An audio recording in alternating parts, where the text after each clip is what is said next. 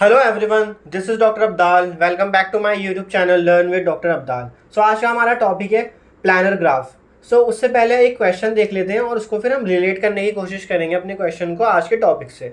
How can we solve the problem efficiently of efficiently designing a city's road network without any roads crossing over each other. Means हम एक city का road network बना रहे हैं और उसमें हम ये नहीं चाहते हैं कि कोई भी रोड एक दूसरे के ऊपर क्रॉस कर जाए। फॉर एग्जाम्पल, अगर ये एक सिटी है आपकी और एक ये दूसरी सिटी है, ये थर्ड सिटी है, और अगर आपका कोई रोड बना रहे हो आप, फोर्थ सिटी है, तो उसमें कोई भी रोड एक दूसरे को क्रॉस ना करे। जैसे कि ये क्रॉस करता हुआ जा रहा है या फिर ये रोड ऐसे ऐसे चला गया, तो यहाँ पे देखो क्रॉसिंग हो रही है। हम नहीं चाहते कि हमारे रोड्स में क्रॉसिंग हो। तो अगर हम एक रोड को इस तरह से ना बना के ऐसे बना लें कि एक यहाँ पे टच करके इसको ऐसे, और फिर ये वाले एज को हम बाहर से ले जाएं, तो यहाँ पे आपका ये ग्राफ है, इसमें वर्टिसेस हैं जो आपके सिटीज़ हैं और जो आपके रोड्स हैं जो आपके एजेस हैं वही बनेंगे। हमने क्या करा है, एक एज को या रोड को हम बाहर की साइड से ले गए, या उसको फ्लावर की तरह भी ट्रीट कर सकते हो कि हम उसको ऊपर से ले गए एक तरह से। ये आपका क्या हुआ, यहाँ पे कोई भी एज आपस में क्रॉस नहीं कर रहा है। यही है आज का कॉन्सेप्ट हमारा प्लानर ग्राफ का। प्लानर ग्राफ की डेफिनेशन क्या है? A graph is planar if it can be drawn in the plane without crossing edges. हम यहाँ पे प्लेन की बात कर रहे हैं। एक चीज़ आपने याद रखी है, मतलब हम 2 डायमेंशनल स्पेस की बात कर रहे हैं, मतलब एक्स वाई प्लेन की बात कर रहे हैं हम यहाँ पे। जो भी हम ग्राफ ट्रीट करेंगे वो सारे एक्स वाई प्लेन में 2 डायमेंशन स्पेस में या प्लेन में होंगे। अब जैसे कि आपको एक ग्राफ दिखाई दे रहा है, इसको क्या हम प्लानर में कन्वर्ट कर सकते हैं रीस्केच करके? इसको अगर मैं रीस्केच करूँ उस तरह से कुछ, जो आपका अंदर की डायगनल है, एक डायगनल तो चलो आप बना सकते हो, उसमें कोई सी भी क्रॉसिंग नहीं होगी, लेकिन एक डायगनल को हम बाहर से भी ले जा सकते हैं। तो जैसे कि मैं इसको ऐसे ले गया, तो ये आपका अब क्या हो गया, प्लानर ग्राफ में कन्वर्ट हो गया। ग्राफ प्लानर कब होगा?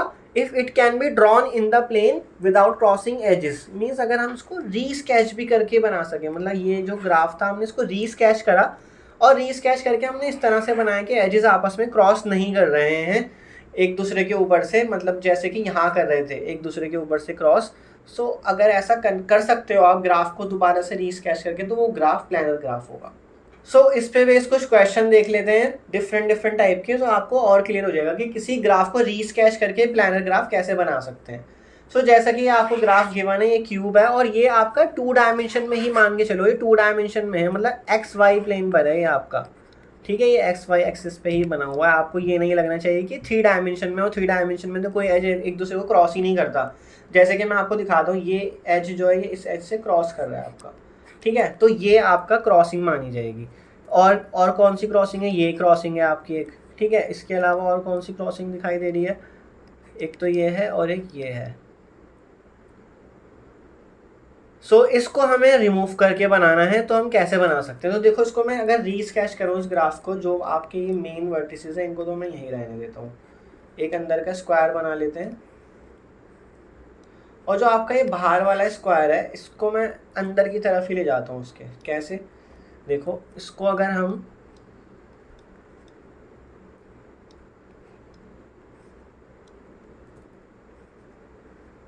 इस तरह से करके बनाएं, ये अब भी एक स्क्वायर ही है। ठीक है, बस रीस्केच करके अब सारे एजेस आपस में क्रॉस नहीं कर पा रहे हैं। कोई सा भी एज देख लो, अगर आप कहीं पे भी देख लो, कोई भी क्रॉस नहीं कर रहा है। ये एक प्लानर ग्राफ बन जाएगा। ठीक है, नेक्स्ट देखो, ये आपका राइट हैंड साइड पे जो ग्राफ है, इसको क्या आप रीस्केच करके दोबारा से ऐसा ग्राफ बना सकते हो कि वो एजेस क्रॉस ना करें। उसको कोशिश करते हैं, ए डी सी। अब देखो, ए किस से हो रहा है और बी से हो रहा है, ए बी से हो रहा है और बी सी से भी हो रहा है। बी की डिग्री 2 है, ए की डिग्री 3 है। ए जो है वो डी से भी हो रहा है, और ए जो है वो फिर ई से भी हो रहा है। तो ई को मैं यहाँ रख लूँ अगर।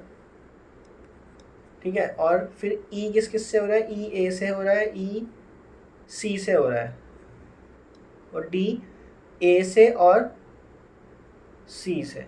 देखो, मैंने इस ग्राफ को ऐसे कन्वर्ट कर लिया। ये आपका क्या है तो आप देख लो एक बार, ए की डिग्री 3 है, यहाँ पे भी ए की डिग्री 3 है, एक बार रीचेक जरूर कर लेना अगर आप एग्जाम में बना रहे होगे इसको। सी की डिग्री भी 3 है, ई की डिग्री 2 है, ई की डिग्री यहाँ पे भी 2 है, डी की डिग्री 2 है, डी की डिग्री 2 है, तो ये आपका प्लानर ग्राफ बनेगा। ठीक है, so this is a planar graph. Next देखो ये, सो ये जो ग्राफ आपको दे रखा है इसमें कोई एज आपस में क्रॉस ही नहीं कर रहा है, देखो अगर आप, तो ये प्लानर ग्राफ ही बनेगा आपका, ये ऑलरेडी प्लानर ग्राफ की फॉर्म में ही गिवन है आपको। नेक्स्ट देखते हैं ये वाला, ये क्या है आपको दिख रहा होगा K5 है, इसको कंप्लीट ग्राफ बोलते हैं, इसमें 5 वर्टिसेस होते हैं और हर 2 वर्टिसेस के बीच में एक एज हमेशा होता ही होता है। ठीक है, कोई से भी 2 वर्टिसेस उठा लो तो उनके बीच में एक एज आपको जरूर मिलेगा। सो क्या इसको आप प्लानर में कन्वर्ट कर सकते हो? तो इसको कोशिश करते हैं थोड़ी सी करने की।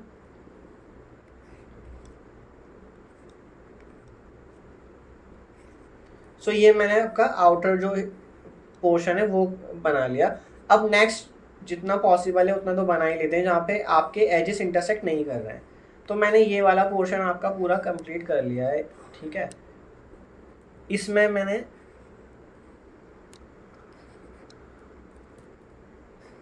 ये और साथ में ये भी। अब अंदर क्या रहता है इसमें, अभी 3 एजेस और रहते हैं अंदर। ठीक है, सो एक तो मैं ये वाले एज को, जो ये वाला एज है आपका, मैं इसको बाहर से लेके जा रहा हूँ। ठीक है, मतलब अगर मैं नाम दे दूँ इसको ABCDE,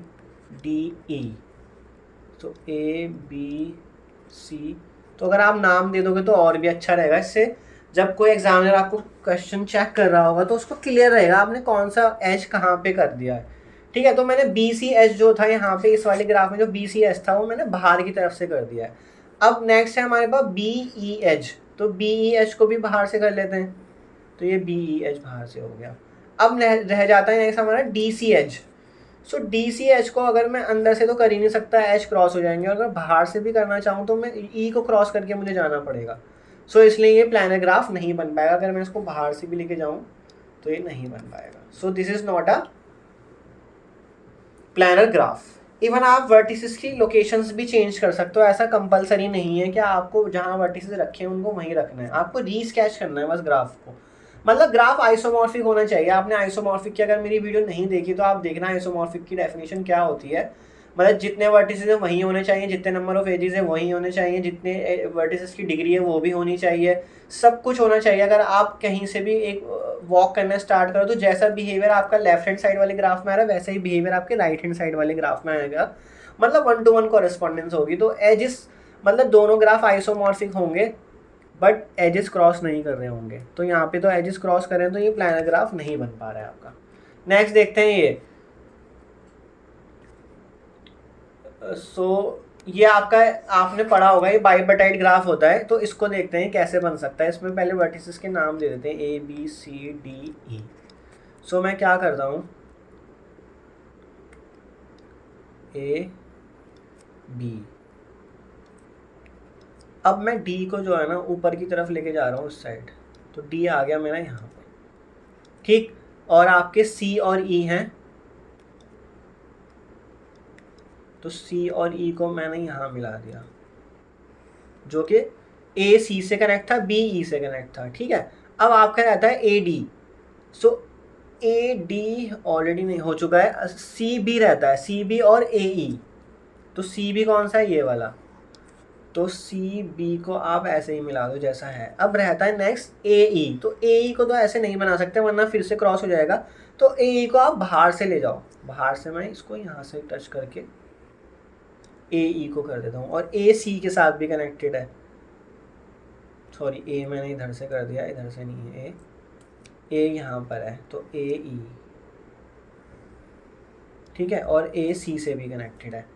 तो देख लो डिग्री, अगर आपको गलत लग रहा है ग्राफ कहीं से भी, तो B की डिग्री 3 है तो यहाँ पे भी B की डिग्री 3 है, A की डिग्री 3 है, D की डिग्री देखो 2 है, तो यहाँ पे भी D की डिग्री 2 है, E की और C की भी डिग्री 2 है, तो E और C की डिग्री 2 है। तो ये आपका प्लानर ग्राफ बनेगा।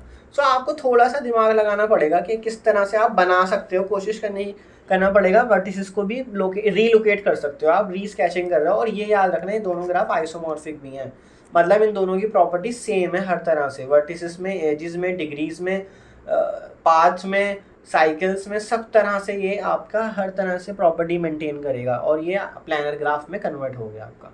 नेक्स्ट देखो ये ग्राफ, सो इसमें अगेन मैं वर्टिसेस के सबसे इजी तरीका है, आप पहले वर्टिसेस के नाम दे दो, ताकि अगर कोई भी वर्टिस आप इधर से उधर कर रहे हो तो आपको पता रहना चाहिए कि आपने किस वर्टेक्स को चेंज करा है या किस एज को आपने चेंज करा है।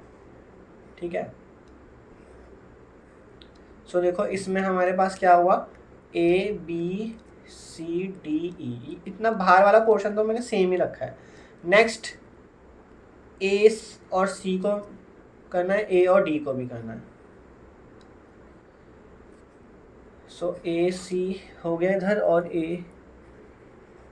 D हो गया। अब नेक्स्ट हमारे पास रहता है B E। सो B E को आप बाहर से कर लो वरना वो क्रॉस हो जाएगा। सो B E भी हो गया हमारा। अब नेक्स्ट रहता है B D। सो बी डी को भी आप बाहर से कर सकते हो इसमें। ठीक है, ये कंप्लीट पूरा K5 नहीं था ये, ठीक है ना, इसलिए K5 में प्रॉब्लम आ रही थी। तो ये वाला आपका आइसोमॉर्फिक भी है। आइसोमॉर्फिक में जानबूझ के इसलिए बता रहा हूँ तो आके आपको ये पता रहे इन ग्राफ की प्रॉपर्टी सेम है। ठीक है, इसलिए हमने आइसोमॉर्फिज्म भी सीखी थी कि आप किसी एक ग्राफ को अगर स्टडी नहीं कर सकते लेकिन उसी के आइसोमॉर्फिक ग्राफ की इन्फॉर्मेशन आपके पास है तो आप उस ग्राफ को स्टडी कर लो जिसकी इन्फॉर्मेशन ऑलरेडी है, क्योंकि दोनों ग्राफ आइसोमॉर्फिक है। मतलब आपके पास एक ग्राफ ए है एक ग्राफ बी है और दोनों आइसोमॉर्फिक है। अब आपको ए जिस तरह से बना हुआ है ग्राफ वो आपको नहीं समझ आ रहा है, लेकिन बी जो है वो थोड़े सिंपल फॉर्म में बना हुआ है और बी की सारी इन्फॉर्मेशन आपके पास है। तो जो बी की इन्फॉर्मेशन आपको निकल के आ रही है ना वही सेम इन्फॉर्मेशन ए के पास भी ही होगी, क्योंकि दोनों की प्रॉपर्टी सेम होती है। तो इसलिए आइसोमॉर्फिज्म हम पढ़ते हैं। सो यहाँ पे दोनों ग्राफ आइसोमॉर्फिक हैं ये। ठीक है, और हमने री स्केच करके इसको प्लानर ग्राफ में भी कन्वर्ट कर दिया, तो ये प्लानर ग्राफ होगा। नेक्स्ट देखो ये वाला ग्राफ आप जो आपके राइट हैंड साइड पे, इसमें आपके टोटल 6 वर्टिसेस हैं A B C D E F। ठीक है, अब इसको भी री स्केच करने की कोशिश करते हैं थोड़ा।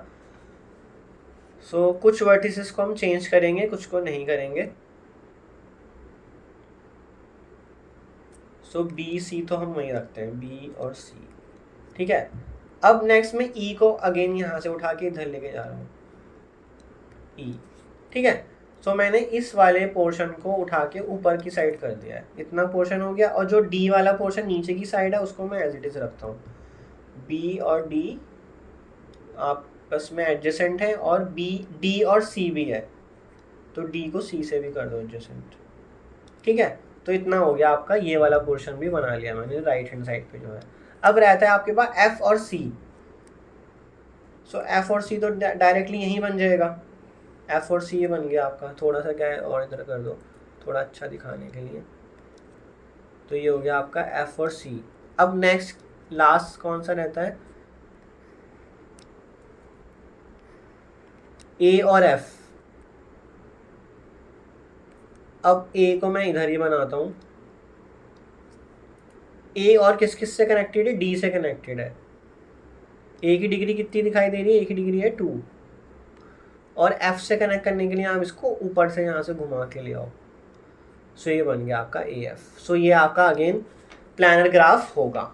ठीक है, सिंपल बिल्कुल। थोड़ा सा आपने वर्टिसेस को रीलोकेट करा और एजेस को आपने थोड़ा सा चेंज करने की कोशिश करी, तो इस तरह से प्लानर ग्राफ बन गया आपका। अब नेक्स्ट हमारे पास कुछ नेसेसरी कंडीशंस है जिसको देखकर आप ये बता सकते हो कि आपका ग्राफ प्लानर होगा कि नहीं। अब नेसेसरी कंडीशन कब यूज होती है, मैंने आपको पिछले में भी बताया था, आइसोमॉर्फिज्म में भी बताया था और आपको लॉजिक्स में भी समझाया था। लॉजिक्स की वीडियो उठा के देखना आप। अगर P इम्प्लाइज Q है और Q होल्ड नहीं कर रहा तो P भी होल्ड नहीं करेगा। मतलब आपको ये गिवन है, ये चीज़ गिवन है कि P इम्प्लाइज Q होता है। ठीक है, अगर ऐसा हो रहा है देन ये भी होगा। निगेशन Q इम्प्लाइज करेगा निगेशन P को। सो नेसेसरी कंडीशन कब यूज होती है, जब नेसेसरी कंडीशन होल्ड नहीं कर रही है तो आपका वो चीज़ होल्ड नहीं करेगी जो आपने जिससे स्टार्ट करा। फॉर एग्जांपल P से स्टार्ट करा और P Q को इम्प्लाई करता है। मीन्स अगर ग्राफ प्लानर है, जैसे कि यहाँ लिखा है जी एक प्लानर ग्राफ है, कनेक्टेड प्लानर ग्राफ, देन लिखा है यहाँ पे, देन ये कंडीशन होल्ड करेगी वर्टिसेस माइनस एजेस प्लस, मतलब number of vertices minus number of edges plus number of regions equal to 2 होगा। ठीक है, अगर ये कंडीशन होल्ड नहीं कर रही V minus E plus R is equal to 2, so आपका ग्राफ प्लानर नहीं होगा। सो नेसेसरी कंडीशन जो भी होती है वो हमेशा निगेशन में यूज होती है, उसी का फायदा होता है हमेशा। मतलब आप ये नहीं कह सकते कि अगर V minus E plus R is equal to 2 है तो आपका ग्राफ प्लानर ही होगा, आप ये नहीं कह सकते हो। ठीक है, आप इसको कब यूज़ करोगे, जब ये होल्ड नहीं कर रहा। मतलब कब यूज़ करोगे, अगर v minus E plus R is not equal to 2 आ जाए, तो आप यहाँ से कह सकते हो implies g is not planar. ठीक है, इस तरह से आपको यूज करना होता है नेसेसरी कंडीशंस को। मतलब मेन थ्योरम आपकी यही रहेगी कि अगर जब भी कोई ग्राफ प्लानर और कनेक्टेड है तो उसके हमेशा v minus number of vertices minus number of edges plus number of regions equal to 2 आएगा, ये हमेशा होगा। ठीक है, तो एक एग्जांपल देखते हैं, मैं आपको किस तरह से समझाने की कोशिश कर रहा हूँ, एग्जांपल के थ्रू समझाता हूँ। तो स्क्वायर लिया हमने, स्क्वायर में आपके पता है 4 वर्टिसेस होते हैं A B C D। अब इसमें रीजन्स कितने हैं, एक तो R1 रीजन जो इसके एजिस के अंदर है, और एक रीजन के जो वर्टिसेस वाले रीजन से जो एजिस वाले रीजन से बाहर है। मतलब ये पूरा एक रीजन बाउंड हो गया ना चार एजिस से, जो उस रीजन के बाहर है वो एक नया रीजन बन गया। मतलब इस रीजन के ये इंटरनल रीजन हो गया और एक एक्सटर्नल रीजन हो गया, तो टोटल 2 रीजन है। तो आपका फॉर्मूला क्या कहता है, v minus E plus R is equal to 2, ये कहता है। ठीक है, अब आपने वर्टिसेस काउंट कर लिए 4 है, एजिस कितने हैं आपके पास 4 है, और रीजन्स कितना है 2। तो देखो left hand side right hand side के इक्वल है। क्यों ये इक्वल क्यों आ रही है, इसलिए आ रही है क्योंकि प्लानर ग्राफ ऑलरेडी था आपके पास। ठीक है ना, अगर ये इक्वल नहीं आती ना तो आप कह देते कि आपका ग्राफ प्लानर नहीं है। ठीक है, इस तरह से नेसेसरी कंडीशन यूज होते हैं निगेशन में। अब देखो स्क्वायर विद डायगनल, सो इसमें हमारा फॉर्मूला हम फिर से यही वाला यूज करेंगे, v minus E plus R is equal to 2 आना चाहिए। तो आप एक स्क्वायर बना लो और अब उसमें एक डायगनल भी ले लो, A B C D। ठीक है, एक डायगनल लिया है, या आप एक काम, चलो ऐसे करते हैं, वर्टिसेस कितने हैं इसमें टोटल 4, एजेस कितने हैं आपके टोटल 5, और रीजन्स कितने हैं इसमें, फर्स्ट रीजन सेकंड रीजन। मतलब रीजन क्या है, any figure bounded by the any मतलब close figure bounded by the edges. तो क्लोज फिगर इसमें एक ट्राइंगल है R1 वाला, एक R2 वाला, और एक बाहर का रीजन से R3। ऑब्वियसली बाहर वाला भी एक रीजन माना जाता है जो पूरे के पूरे आपके इस स्क्वायर से बाहर है। सो आपके रीजन्स कितने हो गए 3। तो इसको सॉल्व करो, ये आपकी लेफ्ट हैंड साइड है, तो -1 + 3 तो 2, और यही आपकी राइट हैंड साइड भी आ जाएगी।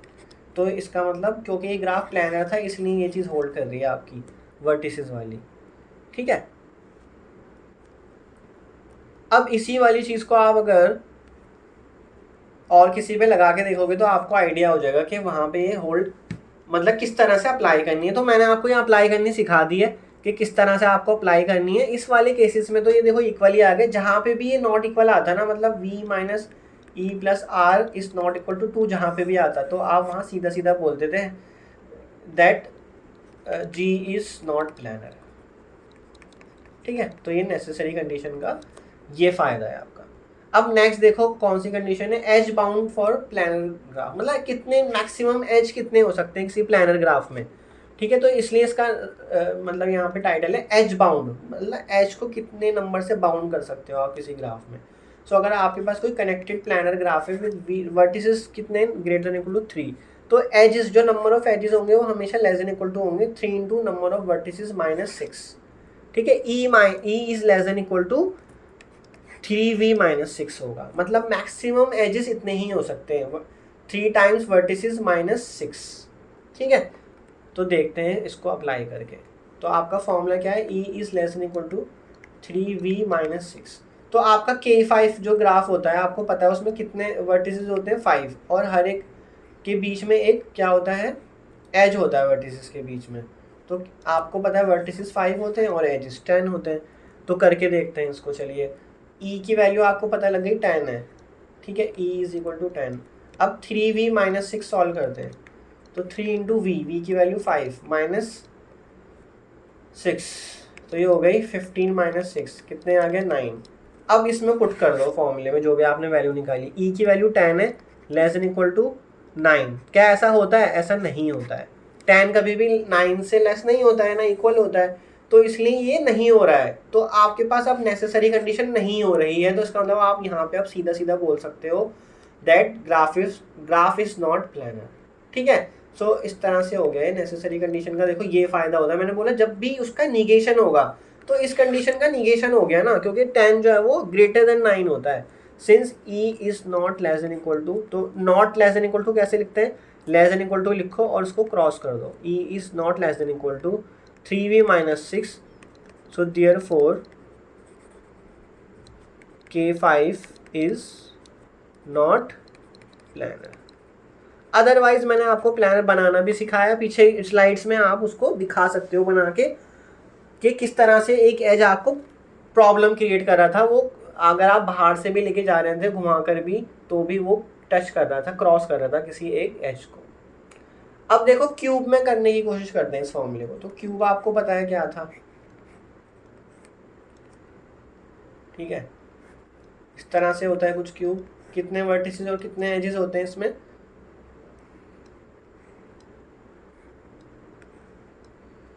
सो टोटल वर्टिसेस जो होते हैं इसमें वो होते हैं 8 और एजेस कितने होते हैं 4 + 4 + 4, तो टोटल एजेस होते हैं 8। अब हमारा फॉर्मूला क्या था, एजेस हमेशा लेस देन इक्वल टू होगा 3v माइनस 6 से, तो एजेस 12 हमें पता है और 3v माइनस 6 सॉल्व कर लेते हैं। तो 3 × 8 - 6, तो ये हो गया 24 - 6, तो 18। तो ई की वैल्यू 12 है, लेस देन इक्वल टू 18 वो होता है, तो ये करेक्ट है। तो अब हम यहाँ से नहीं बोल सकते कि प्लानर नहीं होगा, ठीक है, ये तो कंडीशन होल्ड कर गई ना, तो कंडीशन होल्ड करने पर आप कुछ नहीं कह सकते। और वैसे भी आप ये जानते हो ये प्लानर ग्राफ है, इसलिए प्लानर ग्राफ होने की वजह से ये कंडीशन फुलफिल हो रही है, ठीक है। तो आपने नेसेसरी कंडीशन कब अप्लाई करनी है, जब वो कंडीशन होल्ड ना करे, तब आप बोलोगे कि वहाँ वो प्लानर नहीं होगा। अब नेक्स्ट हमारे पास every planar graph has a vertex of degree at most 5, ठीक है। So if G is a connected planar graph, then there exists at least one vertex whose degree is less than equal to 5। मतलब अगर कोई graph planner है ना, तो उसके पास एक वर्टेक्स ज़रूर ऐसा होगा जिसकी degree less than equal to 5 होगी ही होगी। फॉर एग्जांपल ये एक ग्राफ उठा लो, इसमें है एक वर्टेक्स की degree less than equal to 5 है, तो ये प्लानर है। ट्रायंगल उठा लो, स्क्वायर उठा लो, या फिर आप उसको क्रॉस भी कर लो, तब भी वो हमने देखा था प्लानर था। अब मैं आपको एक ग्राफ बताता हूँ, अगर मैं K7 ले लूँ, K7 क्या होगा, हमने अभी देखा था कि K5 ही आपका प्लानर नहीं बन रहा था। अब K7 ले लो, K7 क्या है, हर एक वर्टेक्स की डिग्री कितनी होगी, क्योंकि हर एक वर्टेक्स बाकी रिमेनिंग वर्टेक्स से कनेक्टेड होता है, तो हर एक वर्टेक्स की डिग्री 6 होगी। और ये थ्योरम क्या कहती है, थ्योरम कहती है कि ग्राफ प्लानर है तो उसके पास एटलीस्ट वन वर्टेक्स होगा whose degree is less than equal to 5, but यहाँ तो हर एक वर्टेक्स की डिग्री 6 है। तो इसका मतलब जैसे आपको ये पता लगा कि हर एक वर्टेक्स की डिग्री 6 है, तो आप यहाँ से सीधा सीधा बोल सकते हो कि K7 इज नॉट प्लानर, ठीक है। क्योंकि अगर K7 प्लानर हो जाता तो प्लानर होने की वजह से क्या होता, उसके पास एक वर्टेक्स ज़रूर होता जिसकी degree less than equal to 5 होती, बट ऐसा तो हो ही नहीं रहा क्योंकि K7 में हर एक वर्टेक्स की डिग्री 6 होती है। तो आप इस थ्योरम को भी अप्लाई कर सकते हो, लेकिन इतना बड़ा ग्राफ ना आता भी नहीं है एग्जाम में जिसमें सारे वर्टिसेस की डिग्री 6 हो या उससे भी ज़्यादा हो, तो वो बहुत कॉम्प्लिकेटेड ग्राफ बन जाएगा जिसमें हर वर्टिसेस की डिग्री 6 या 6 से ज़्यादा होगी, ठीक है। सो ये लास्ट में कुछ मैं आपको एप्लीकेशन इसलिए बताना चाहता हूँ कि कोई भी टॉपिक ऐसे ही नहीं होता है। ग्राफ थ्योरी अब जो आप सब्जेक्ट पढ़ रहे हो उसमें हर एक की कुछ ना कुछ इंपॉर्टेंस है। सो जो भी आपके सर्किट्स बनते हैं ना, उसमें मैक्सिमम यही कोशिश की जाती है कोई भी ना, जो भी आपके सर्किट में एजेस हैं वो एक दूसरे के ऊपर क्रॉस करके ना जाएं। अगर आपको क्रॉस दिखता भी ना, आपने कभी वो देखी होगी प्लेट्स ही होती ग्रीन कलर की और कभी कभी कुछ और डिफरेंट कलर की, सो उसमें ना लेयर्स होती हैं। अगर आपको कहीं क्रॉसिंग दिख भी रही होती है ना किसी के ऊपर से कोई क्रॉसिंग, वो एक्चुअल में ना लेयर होती हैं। एक लेयर होती है, फिर उसके ऊपर एक लेयर और होती है, उसके ऊपर एक लेयर और होती है, और वो एक्चुअल में एज एक दूसरे के ऊपर क्रॉस करते हुए दिख रहे होते हैं वो, बट वो लेयर में होते हैं, वो एक्चुअल में अलग अलग है, एक दूसरे पे क्रॉस नहीं कर रहे होते। तो इसका बहुत बड़ी एप्लीकेशन होती है सर्किट डिज़ाइन में। देन ज्योग्राफी में transportation network, graph drawing, telecommunication and computer graphics, urban planning, तो इन सब में प्लानर ग्राफ की काफ़ी एप्लीकेशंस होती हैं। सो आई होप आपको प्लानर ग्राफ का कॉन्सेप्ट समझ आया होगा, नेसेसरी कंडीशन का कॉन्सेप्ट समझ आया होगा, ठीक है। नेसेसरी कंडीशन और सफिशिएंट कंडीशन अगर आपको नहीं समझ आ रही तो आप लॉजिक्स वाली वीडियो उठा के देखना, वहाँ पे मैंने समझाया अच्छे से। अगर आपको तब भी नहीं आ रहा तो आप इस तरह से समझ लो, अगर कोई फंक्शन डिफरेंशिएबल है तो वो कंटिन्यूस होगा ही होगा, तो ये तो सफिशिएंट कंडीशन मानी जाती है, ठीक है। मतलब डी जो है सफिशिएंट है कंटिन्यूटी के लिए, ठीक है ना। सो मतलब फंक्शन कोई एफ डिफरेंशिएबल है तो वो कंटिन्यूटी को इम्प्लाई कर रहा है। तो अगर एफ जो है वो कॉन्टीन्यूस नहीं होगा तो ये इम्प्लाई करेगा कि एफ जो है वो डिफरेंशिएबल भी नहीं होगा। तो अब यहाँ पे आप इसे एज अ नेसेसरी कंडीशन की तरह यूज़ कर रहे हो। किसको? कंटिन्यूटी को। कंटिन्यूटी जो है वो एक्चुअल में नेसेसरी है। तो इसका मतलब ये हुआ, मैं लिख देता हूँ तो इससे आपको और भी अच्छे से याद रहेगा। Continuity is necessary for differentiability. और मैंने क्या बताया था, नेसेसरी कंडीशन हमेशा निगेशन में यूज होती है। अब देखो निगेशन में कैसे यूज करोगे कि अगर कोई फंक्शन कंटिन्यूस नहीं है तो वो डिफरेंशिएबल भी नहीं होगा। क्यों नहीं होगा? क्योंकि कंटिन्यूटी नेसेसरी कंडीशन है डिफरेंशिएबिलिटी के लिए। मतलब डिफरेंशिएबिलिटी एग्जिस्ट ही नहीं कर सकती विदाउट कंटिन्यूटी, ठीक है ना। सो इस तरह से हम नेसेसरी कंडीशन को यूज़ करते हैं कि अगर एफ आपका कंटिन्यूस नहीं है तो वो सीधा इंप्लाई करेगा कि एफ आपका डिफरेंशिएबल नहीं होगा। तो जो भी मैंने आपको 3 कंडीशंस बताई, उन 3 कंडीशन में से कोई सी भी एक अगर एग्जिस्ट कर जाए, ठीक है ना, तो वो इम्प्लाई कर देगा कि जी इज़ नॉट प्लानर, ठीक है। तो वो एडवांस है, अदरवाइज आपको तो ग्राफ को देखकर ही समझ आ जाना चाहिए कि उसको कैसे बनाओगे। मैंने काफ़ी सारे आपको ग्राफ सिखा भी दिए अभी करके कि किस तरह से प्लानर और नॉन प्लानर उसको बनाओगे। सो आई होप आपको आज का कंटेंट समझ आया होगा। अगर आपको मेरी वीडियो, मेरा कंटेंट पसंद आता है तो आप मेरे चैनल को लाइक शेयर सब्सक्राइब जरूर करें, अपने फ्रेंड्स के साथ ज़रूर शेयर करें। फिर मिलेंगे नेक्स्ट वीडियो में। Thank you so much.